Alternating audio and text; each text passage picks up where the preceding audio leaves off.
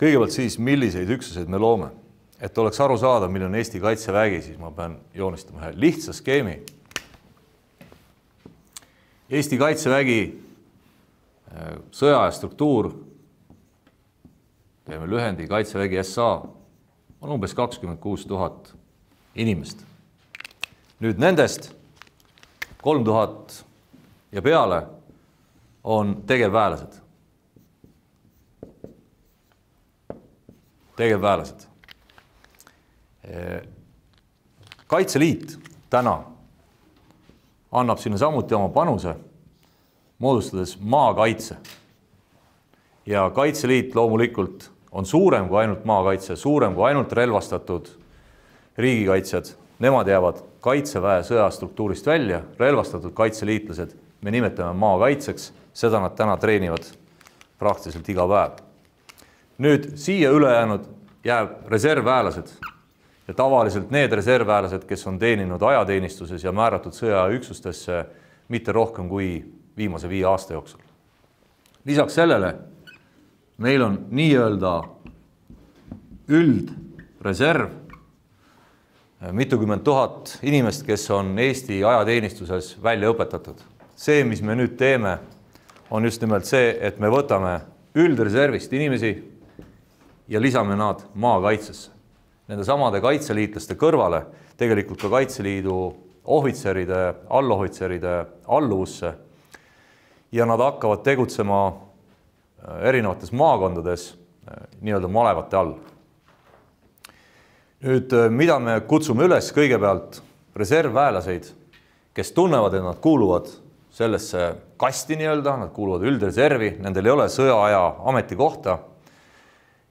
Ja kui nad soovivad osaleda sõjalises riigikaitses ja tahavad seda teha konkreetses Eestimaa piirkonnas, siis võtaksid nad ühendust Kaitseväega, minnes tegelikult kaitseväeteenistus.ee keskkonda, leides sealt vastavad ankeedid, täites need ära ja pärast seda me määrame nad nendesse üksustesse, aga sinna maakonda, kus kohas ta sõjaajal tegutsema hakkaks.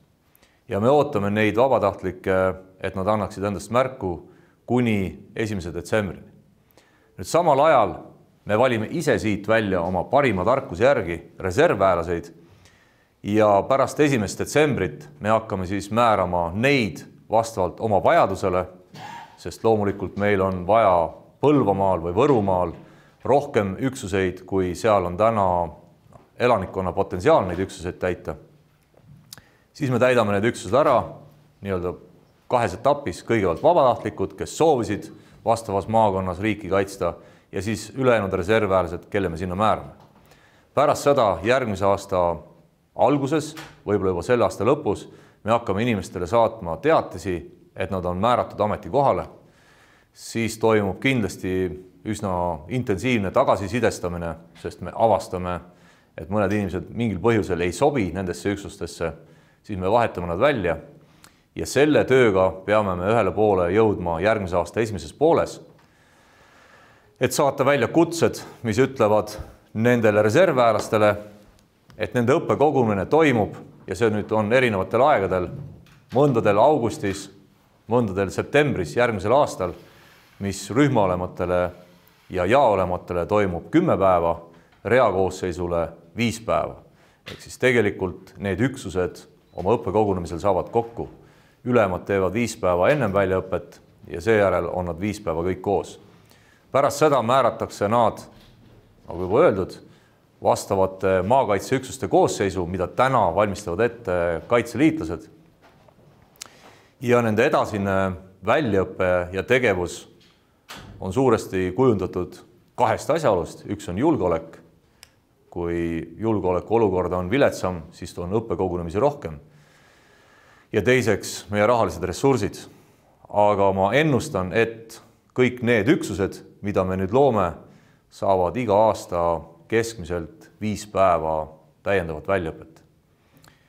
Kõik need üksused, mida me järgmisel aastal moodustame, on esimese hooga kerge jalaväe üksused, aga pikemas perspektiivis mõningatest nendest võivad kujuneda pioneeriüksused, transpordiüksused ja mingid muud, seepärast me üritame neid algusest peale ka vastavalt komplekteerida. Aga järgmine aasta, 2023, põhitähelepanu läheb jalaväerühmade väljaõpetamisele.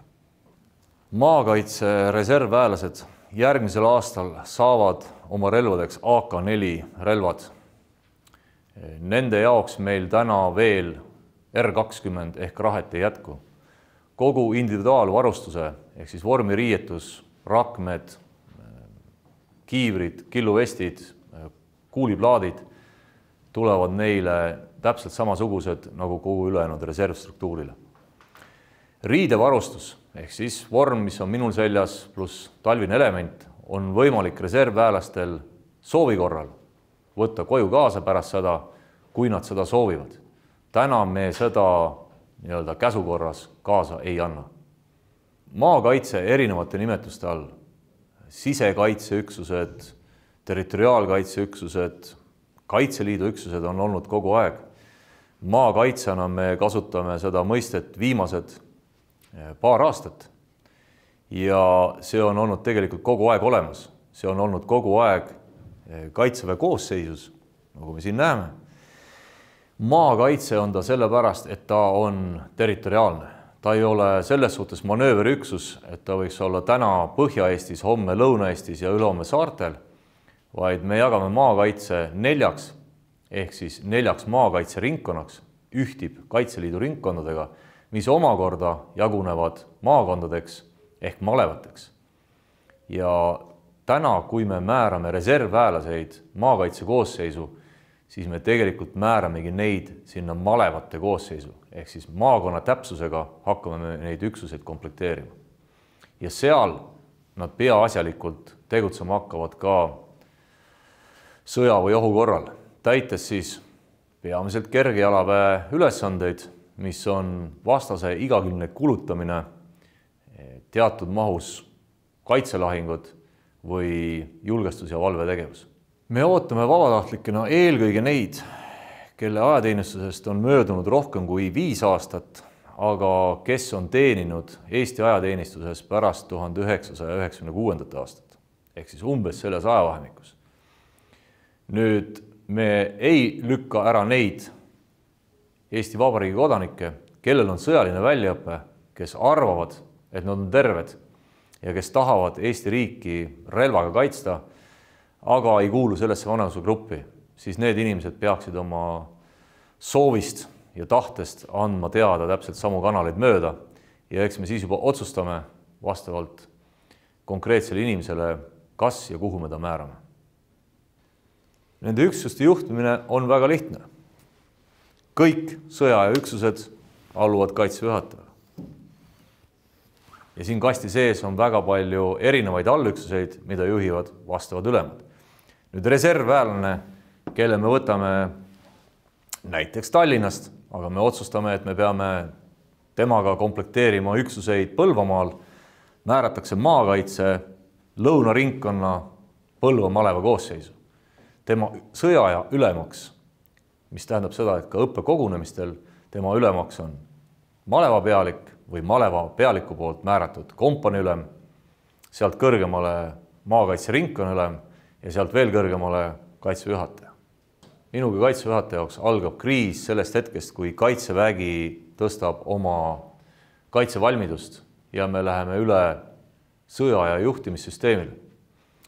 See tähendab seda, et me võime kas kõik või osad üksused tuua teenistusse, seda läbi lisaõppe kogunemise või lausa läbi mobilisatsiooni ning alustada nendega ettevalmistustegevusi riigikaitseks või näiteks oma Siseministeeriumi üksuste toetuseks.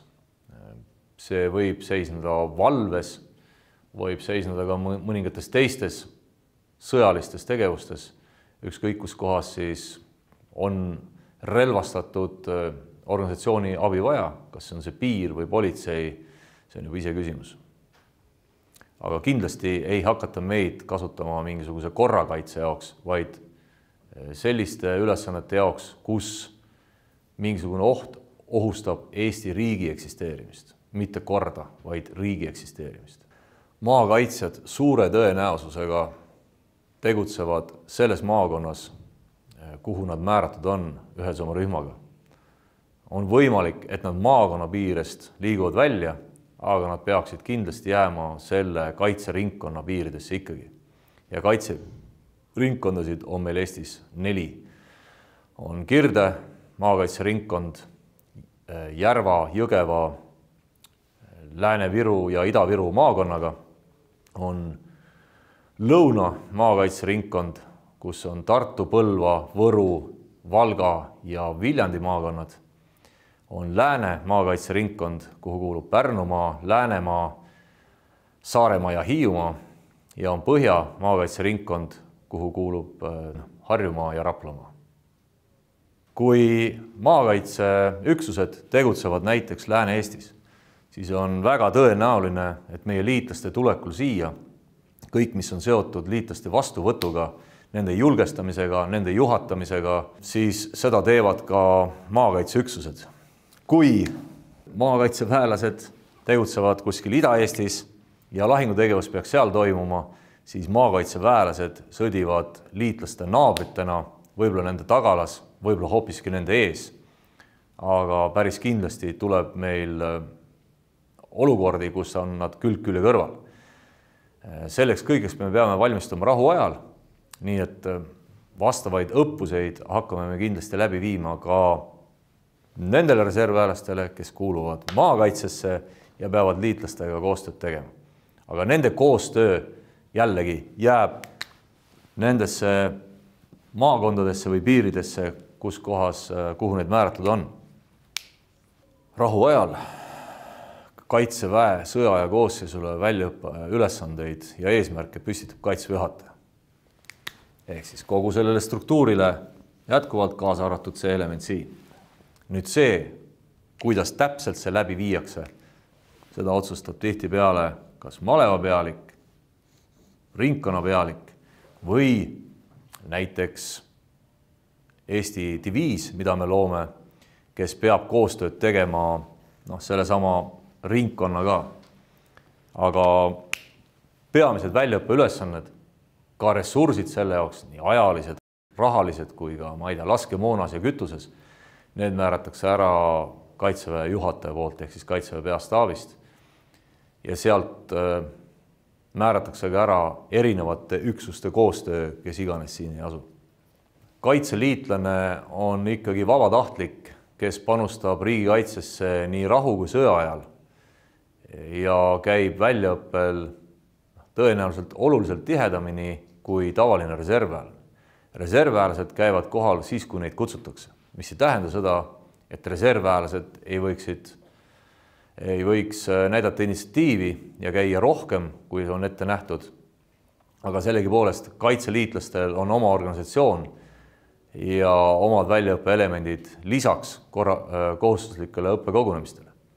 Nüüd ma väga loodan seda, et kõik need reservväelased, keda me määrame üldreservist maakaitsesse, saades kokku kaitseliitlastega mõne aja pärast liituvad Kaitseliiduga, mis tähendab seda, et nende ametikoht jääb täpselt samasse üksusesse ja nende väljaõppe võimalused laienevad oluliselt, aga ka nende olukorra teadlikkus oma tegevuse võimalustest ja kõigest muust peaks ka paranema. Täpselt nii nagu tavalisi reservväelaseid. Neid kutsutakse vastava üksuse ülema kutsega 120 päeva vähemalt ette, kui tegemist on korralise õppekogunemisega. Kui tegemist on lisaõppekogunemisega, siis antakse sellest teada nii, nagu me juba harjunud oleme. Me kasutame mitut meetodit.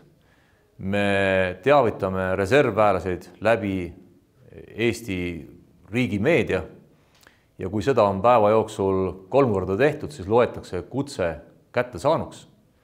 Aga lisaks sellele, et inimesed oleksid ikkagi teadlikud, mõni võib-olla on oma üksuse numbri ära unustanud või segamini ajanud, saadame me alati olemasolevatele kontaktandmetele e-maile, SMS-e ja alati käivitub ka ülemate teavitussüsteem, kus pataljoniülem teavitab kompaniülemaid, kompaniülemad helistavad läbi oma rühmaolemad, rühmaolemad oma jaolemad ja jaolemad teevad siis oma 10 viimast kõnet, Facebooki postitust, Twitteri postitust või midagi taolist ja äratavad oma võitlejad üles, andes märku, et aeg on minna. Ja me ootame kõiki Eesti kodanikke reservväelaseid. Nii nagu meil tänagi käib õppekogunemistel, sõltumata sellest, kas tegemist on korralise õppekogunemise või lisaõppekogunemisega, ju tuleb neid Suurbritanniast, Austraaliast ja Soomest. Selles suhtes maakaitse reservväelane ei erine mitte millegi poolest teise brigaadi suurtükiväelasega.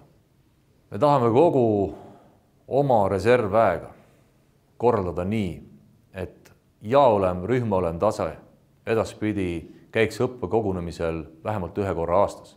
Kas see üks kord kestab 1 või 5 päeva, see sõltub jällegi väga palju ressurssidest ja ohuhinnangust.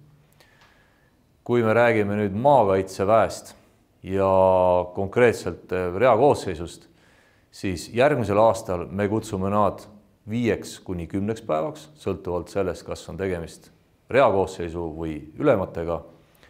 Ja suure tõenäosusega 24. aastal me kutsume kõik jälle umbes 5 päevaks. Ja pärast seda, nagu ma ütlesin, sõltub, milline on ohuhinnang, millised on meie ressursid ja millised on meie vajadused. Kui me nendest maakaitseüksustest tahame moodustada mingeid teisi relvaliigi üksuseid, ehk siis jalaväelastest, pioneeriüksuseid, meditsiiniüksuseid, toitlustus- või transpordiüksuseid, siis me võime neid vastavalt sellele vajadusele välja kutsuda ja selle väljaõppe anda. Aga ma arvan, võttes arvesse meie ressurssi ja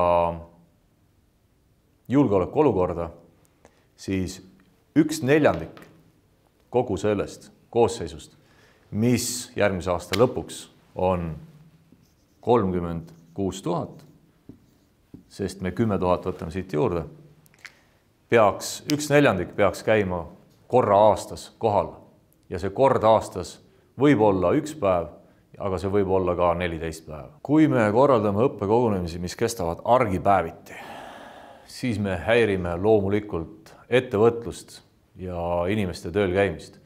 Kui me korraldame õppekogunemisi, mis katavad nädalavahetused, siis me häirime inimeste era- ja perekonnaelu.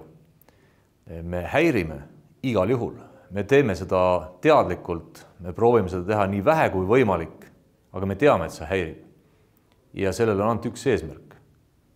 Tänu sellele häirimisele töö, perekond ja individuaalne elu nende standardite ja väärtuste järgi, mis meil täna Eestis on üldse võimalik. Kui me seda ei teeks, siis võiksime me olla täna mingis sellises olukorras, nagu on mõni riik, ütleme rahvus, mis kuulub Venemaa koosseisu või mis on tema mõjusfääris. Nende tasu ja kompensatsioonid on täpselt võrdsed kõigi teiste reservväelastega. Suurem osa inimesi elab meil Tallinnas või Tartus. Meie suurem vajadus maakaitseüksuste järgi on hoopiski Ida-Eestis, mis tähendab seda, et väga paljud inimesed, kes sissekirjutuse järgi vähemalt elavad Tallinnas, ei saa määratud üksustesse, mis tegutsevad Harjumaal, vaid hoopiski kas Kirde või Lõuna maakaitseringkonnas. Ja see on paratamatu ja see on täpselt sarnane olukorraga, kus me määrame inimesi 1. ja 2. jalaväebrigaadi, sõltumata sellest, kus kohas reservväelased elanikkonna registri järgi elavad. Selleks kõige parem võimalus on võtta oma kamraadidega ühendust ja kõik koos külastada lehekülge kaitseväeteenistus.ee ja öelda kõik koos, et nad tahavad teenida Hiiumaal, Põlvas või Tallinnas ja suure tõenäosusega nad saavad oma reservväelase ülesande just nimelt selles piirkonnas. Kui vabatahtliku hulk on 10 000, siis me arvatavasti peame üle vaatama. Kui vabatahtlike hulk jääb sinna paari tuhande juurde, siis arvatavasti kõik vabatahtlikud saavad teenida seal, riiki kaitsta seal, kus nad tahavad. Ja kõik ülejäänud me määrame vastavalt kaitseväe vajadusele. Kui tervis ei võimalda relvaga käes sõdida, siis minu arvates kõige lihtsam variant on liituda Kaitseliiduga. ja Kaitseliidus on palju ülesandeid ja tegevusi, mida saavad täita inimesed, kes mingil põhjusel tervise pärast relva kanda ei saa. Et see on kindlasti üks koht. Teine koht, kus kohas oma kodanike kohust riigikaitse mõttes täita saab, on see, et inimene on kohusetundlik ja vastutustundlik riigikodanik ja teeb neid tegevusi, mida tema käest oodatakse ja mida ta ise õigeks peab. Nii et kõik need kodanikud, kes ei kuulu Kaitseväe koosseisu, ei ole sellepärast kuidagimoodi vähem tähtsad. Kui meil tekib kriis, kui me viime läbi mobilisatsiooni kas või osalise, siis me tahame, et meie riik funktsioneeriks võimalikult palju ja kaua edasi nii nagu täna.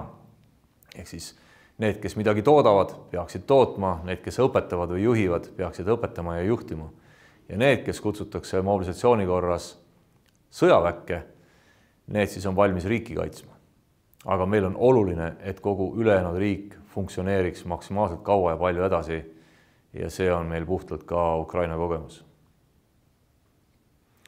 Ma arvan, et tavaline kodanik väga suurt muutust vast ei näe, küll aga kui õppekogunemised oma arvukuselt suurenevad, siis tõenäoliselt me näeme aina rohkem ja rohkem Eesti riigi kodanikke oma kõrval, kes aeg-ajalt käivad õppekogunemistel. Aga seda, et õppused kuskil linnalahingute või metsalahingutena rohkem hakkaksid silma paistma, ma hästi ei usu.